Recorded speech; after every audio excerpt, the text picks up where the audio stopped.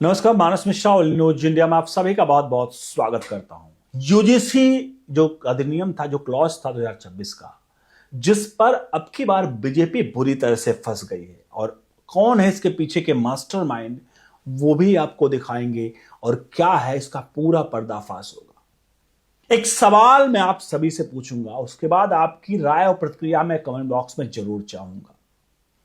सवाल यह है, वो भारतीय जनता पार्टी जो कि, ध्यान दीजिएगा, वो भारतीय जनता पार्टी जो कि थूकने पर भी एक बार चारों तरफ देखती है कि कहीं मेरे आसपास कोई है तो नहीं, क्योंकि स्वच्छता अभियान के तहत भी वो कहीं कैमरे में ना आ जाए और कल को उसके ऊपर कोई सवालिया निशान न खड़े हो जाए। वो भारतीय जनता पार्टी इतना बड़ा यूजीसी का अधिनियम लेकर आई और वो भारतीय जनता पार्टी ने सोचा ही नहीं होगा क्या कि आखिरकार इस अधिनियम के आने के बाद आखिरकार क्या होगा समाज में, क्या समाज में विकृति नहीं फैलेगी। वो भारतीय जनता पार्टी जिसका आरएसएस इतना बड़ा विंग, जो ग्राउंड पर जमीनी स्तर पर हर एक चीज देखता है, क्या उसे नहीं, इस बात का पता नहीं चला कि आखिरकार ये क्लॉज जब जाएगा यूनिवर्सिटी ग्रांट कमीशन में तो इसका इंपैक्ट क्या आएगा। आपको लगता है कि इतने बड़े ये लोग इतने अनसुलझे हुए खिलाड़ी हैं कि कोई भी बॉल पर कोई भी शॉट लगाने वाले ऐसे तो नहीं है, क्योंकि 12 सालों में तो ऐसा नहीं दिखाई पड़ा कि इन लोगों ने ऐसा कोई खेल खेला हो केवल कृषि कानून को लेकर के, कृषि बिल को लेकर के। आइए दिखाते हैं आखिरकार इसके पीछे का पूरा खेल। और ध्यान दीजिएगा, जो मैंने अभी सवाल पूछा कि आप बीजेपी इतनी बुरी तरह से फंसी जो है, क्या ये बीजेपी एक बड़ा कोई खेल इसके पीछे खेलने वाली है क्या? क्योंकि सवालिया निशान कई लोगों के कई तरह के लोग लगा रहे हैं। आप सभी से चाहेंगे इस पूरे प्रकरण पर राय प्रतिक्रिया जरूर दीजिएगा, वीडियो को लाइक शेयर जरूर करिएगा और जितना हो सके अपने हित मित्रों तक जरूर पहुंचाइएगा। अब बढ़ते हैं हम सीधे खबर की तरफ। क्या है पूरा का पूरा मामला? भारतीय जनता पार्टी, जो कि उससे ज्यादा आरएसएस को लोग जानते हैं कि आरएसएस मतलब बीजेपी, और बीजेपी मतलब केवल बीजेपी का एग्जिस्टेंस मतलब आरएसएस से है। वो आरएसएस जो हर एक लेवल पर ग्राउंड पर रहती है। क्या जब ये यूजीसी की गाइडलाइन जब हुआ होगा तो कुछ लोग आरोप ये लगा रहे हैं कि इस यूजीसी के अधिनियम जो है, इस यूजीसी में, इसमें जो दिग्विजय सिंह इस कमेटी के अध्यक्ष रहे यूजीसी गाइडलाइन बनवाने के लिए, 2025 में 8 दिसंबर 2025 की तारीख थी जिस दिन इसकी नींव रखी गई और इसके गाइडलाइन जारी हुई, जिसके अध्यक्ष थे दिग्विजय सिंह। अब इसमें 2-3 पॉइंट और देखे गए।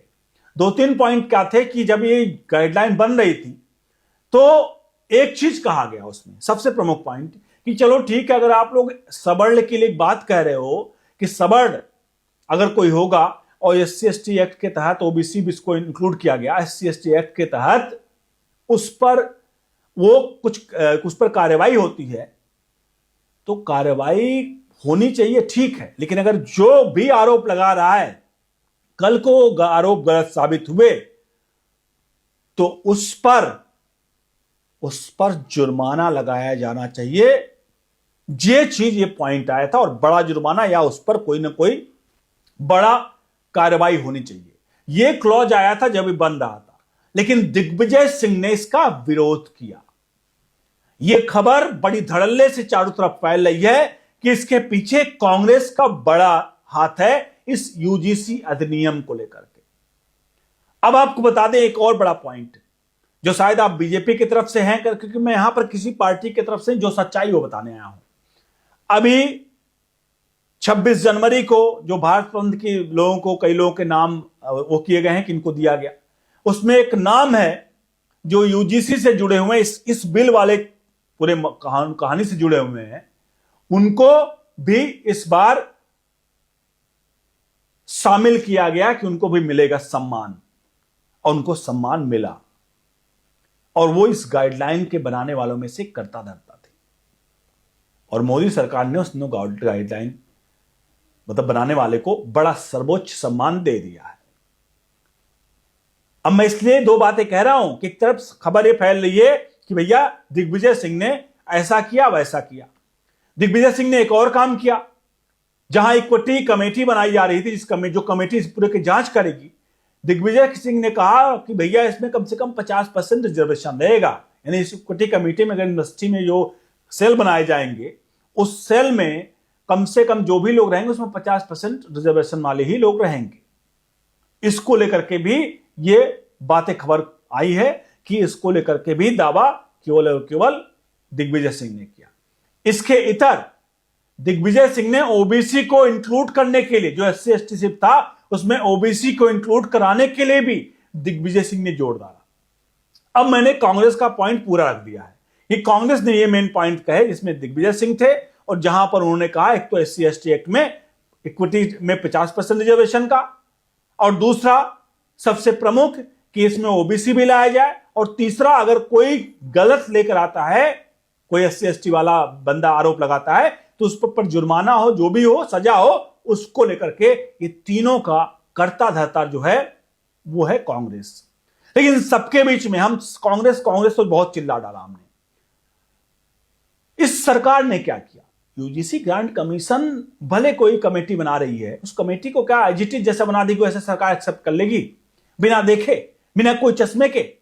सवाल कई लोग ये कह रहे हैं कि उत्तर प्रदेश में आने वाले समय में चुनाव है 2027 में चुनाव है। योगी आदित्यनाथ को 2024 में जो झटका दिया गया, देखिए आरोप जो है वो चीजों की बात कर रहा हूं जो लोग कह रहे हैं। अब आपकी राय इसमें क्या, वो देते जाएगा, बोलते जाएगा। कई लोग ये कह रहे हैं कि जो उत्तर प्रदेश में 2024 में एक बार झटका दिया गया पूर्वांचल से पूरी सीटें हार करके, और अब की बार 2027 में योगी आदित्यनाथ को शायद उसी चंगुल में फंसाया जा रहा है। केंद्रीय नेतृत्व ऐसा कर रहा है। यह खबर भी बहुत तेजी से वायरल हो रही है, जहां कहा जा रहा है कि यह सीधे तौर पर उत्तर प्रदेश के चुनाव को, उसके परिणामों पर इंपैक्ट डालेगा यूजीसी गाइडलाइंस। इसलिए ऐसे समय पर लाई गई है जहां महज 1 साल के आसपास अब चुनाव उत्तर प्रदेश के बाकी हैं।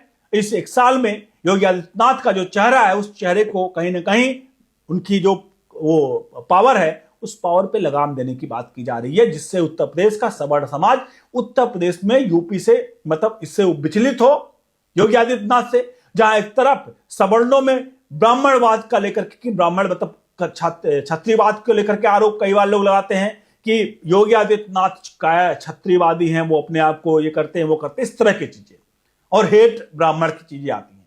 तो ये मैंने आपको बहुत सारी चीजें बताई हैं, जो जिसकी सच्चाई क्या है, ये सच्चाई केवल और केवल केंद्रीय नेतृत्व और उत्तर प्रदेश के मुख्यमंत्री योगी आदित्यनाथ अपने उनका दिल बता सकता है।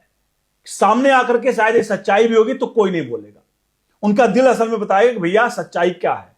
लेकिन एक बात तो तय है कि इतना सारी कहानी जो चल रही है, और इसमें सबसे प्रमुख, जब बीजेपी ये क्लॉज, ये बिल लेकर आती है यूजीसी वाला, इस यूजीसी के बिल में कोई कुछ भी कहे, प्रधानमंत्री की हां तो जरूर रही होगी। बिना प्रधानमंत्री की हां के ये आगे नहीं बढ़ सकता है। तो इसलिए एक बार फिर वही सवाल जहां से शुरू हुआ था वहीं पर है कि आखिरकार वो बीजेपी जो स्वच्छता अभियान के तहत भी, मतलब कहीं भी अगर आसपास थूकने का भी कोई प्रयास करता तो कोई देखता कोई कैमरा तो नहीं है। ये स्वच्छता अधिनियम जो अभियान है, उसमें भारत बीजेपी का कोई कार्यकर्ता की वीडियो आ जाए, कल को वायरल हो कि देखिए मोदी ये कर रहे हैं तो उनका कार्यकर्ता ये कर रहा है। इतना ध्यान रखने वाले यूजीसी पर ऐसे क्लीन बोल्ड कैसे हो गए? बड़ा खेल है कोई इसके पीछे का, जो भविष्य के गर्भ में छुपा हुआ है, और भविष्य के गर्भ में जानने वाली बातें जल्द ही कुछ सामने आएंगी। क्योंकि जिस प्रकार से बिहार के सांसद तब बीजेपी के निशिकांत दुबे कह रहे हैं कि आने वाले वक्त में वो समझा देंगे और बीजेपी समझा लेगी कि आखिर इसके पीछे का कारण क्या था। कहीं ऐसा तो नहीं कि एससी एसटी एक्ट को लेकर के, इस पूरे प्रकरण को लेकर के बीजेपी कोई बड़ा खेल तो नहीं खेलने चाह रही है कि ये कम से कम ये जिस तरह से कृषि बिल वापस लिया था, उसी तरह किसी का कानून वाला जो था उसी तरह ये भी वापस ले लेंगे, और कम से कम एक मुद्दा आगे बहस का छिड़ेगा, एक बनेगा, जिससे आगे जाकर के ईडब्ल्यूएस लाने वाली ही बीजेपी है। लेकिन एक बात ये भी तय है कि ईडब्ल्यूएस लाने वाली बीजेपी है, लेकिन जनरल कोटे से जो ओबीसी के वालों को जो बताने डालने वाली भी बीजेपी है, बहुत सारी चीजें ऐसी हैं जिसको लेकर के आप सभी से इतना अनुरोध है कि संयम बनाकर रखें। क्योंकि संयम इसलिए, क्या पता कौन से घंटे में कौन सा खेल हो जाए और आप अपने किए हुए लिखे हुए सोशल मीडिया पर चीजों पर कल को आप ये समझे कि यार मैंने तो गलती कर दी थी। बहरहाल अपने विवेक से चीजों को जरूर सोचे समझे तब चीजों पर टिप्पणी करें। और इस पूरे प्रकरण पर आप क्या सोचते हैं अपनी वीडियो में, अपनी कमेंट में अपनी राय प्रतिक्रिया जरूर दें। वीडियो को लाइक शेयर जरूर करें। बने रहें न्यूज इंडिया के साथ। बहुत बहुत धन्यवाद।